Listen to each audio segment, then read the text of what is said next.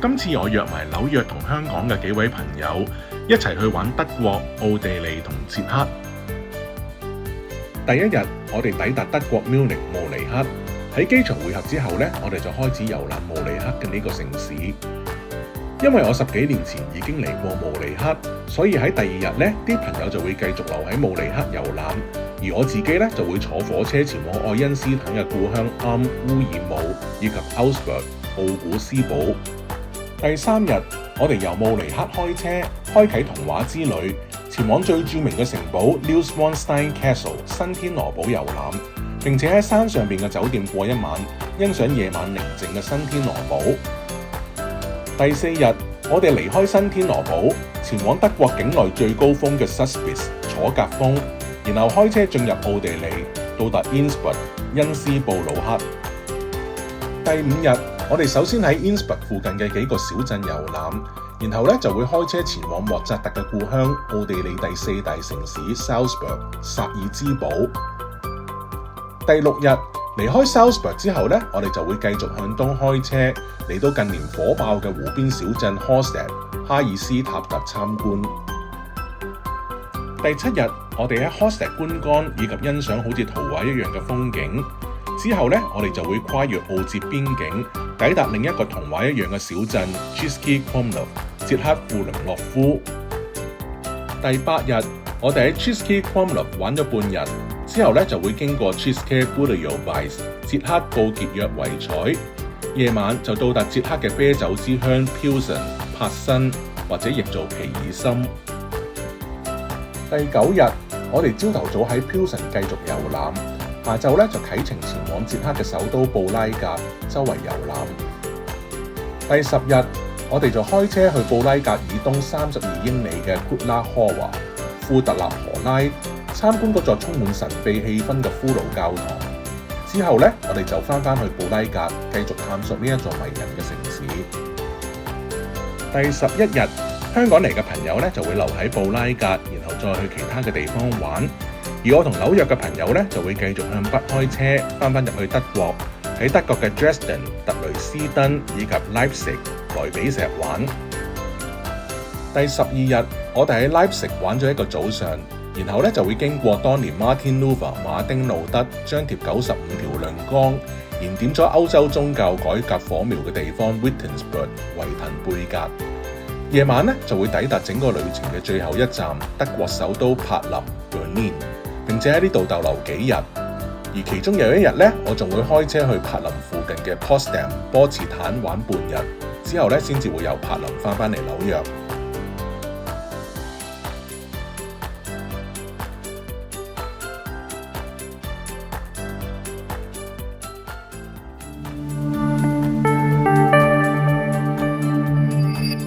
慕尼黑呢一座德國巴伐利亞自由邦嘅首府，唔單止係經濟、文化以及科技嘅核心，更加係一個充滿活力以及古樸氣息嘅城市。呢度既有歐洲最現代化嘅建築，亦都保留咗當地嘅傳統風貌，係名副其實嘅宮廷文化中心。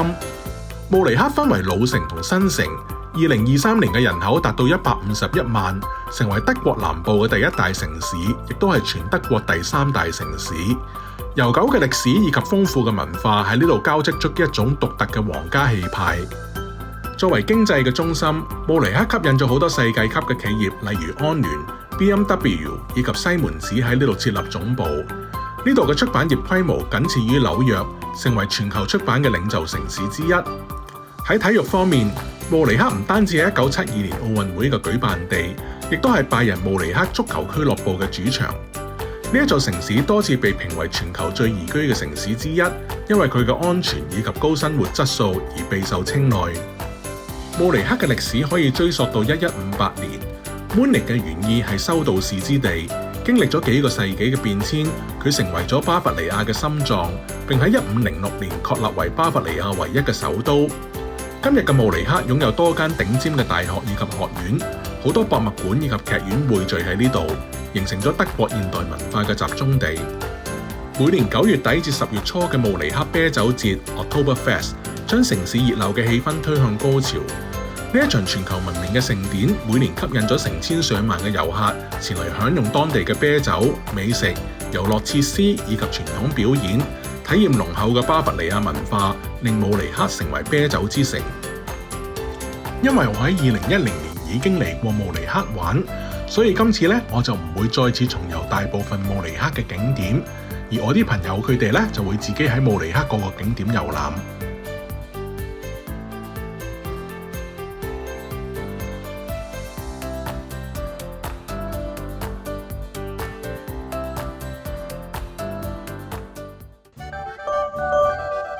好啦，我又嚟到慕尼黑呢度啦。咁今次咧就係我第2次嚟慕尼黑玩。雖然咧我成日喺慕尼黑機場轉機去第2度玩，咁但係咧入嚟慕尼黑咧，今次就係第2次嘅。咁頭先就落咗機啦，喺機場會合咗Joanne同阿飛。咁咧我哋就仲未進入市區嘅，我哋首先咧就嚟咗慕尼黑西邊嘅呢個叫做 Nymphenburg Palace 寧芬堡宮呢度行一陣。行完之後咧，我哋夜啲先至會去市區嗰度 check in 同埋揾嘢食嘅。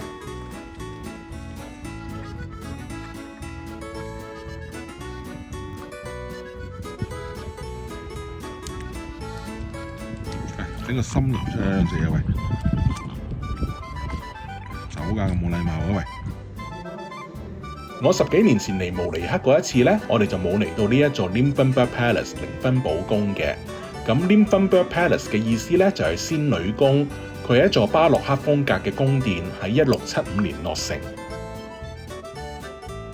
呢一座皇宮咧係德國南部 Bavaria 巴伐利亞嘅 House of Wittelsbach 維特爾斯巴赫家族王朝嘅下貴行宮。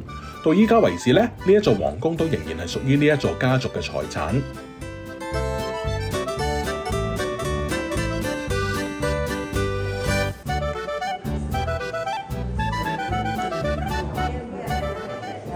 被人稱之為 The Mad King 嘅巴伐利亞國王 King Ludwig II 路德維希2世咧，就係喺呢一間房度出世㗎啦。咁佢係邊個咧？就係下令起新天鵝堡以及其他好多宮殿以及城堡嘅國王。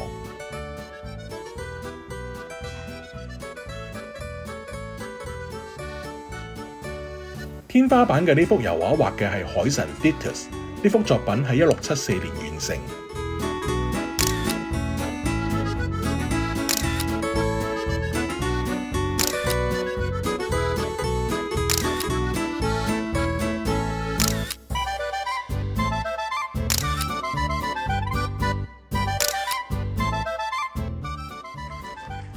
咁我哋行完做皇宮之後咧，就嚟到皇宮後邊嘅呢一座咁宏偉嘅大花園啦。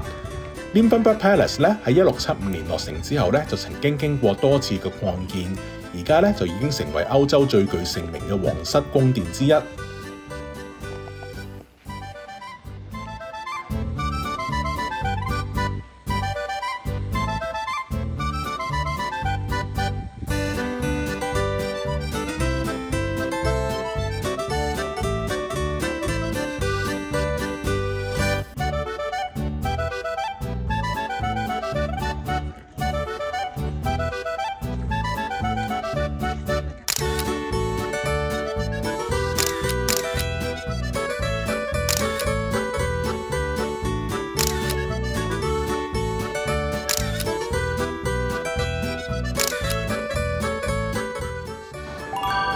呢一度咧就係慕尼黑市中心嘅 Marienplatz 瑪利亞廣場，係1158年建成嘅。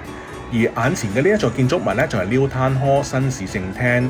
呢度每日朝頭早嘅11點鐘、正午12點鐘以及下晝嘅5點鐘咧，都會有一個木偶表演。有啲木偶咧走出嚟講一個關於慕尼黑歷史嘅古仔嘅。咁呢個show 咧就會持續10分鐘，每日都圍咗好多人喺度睇嘅。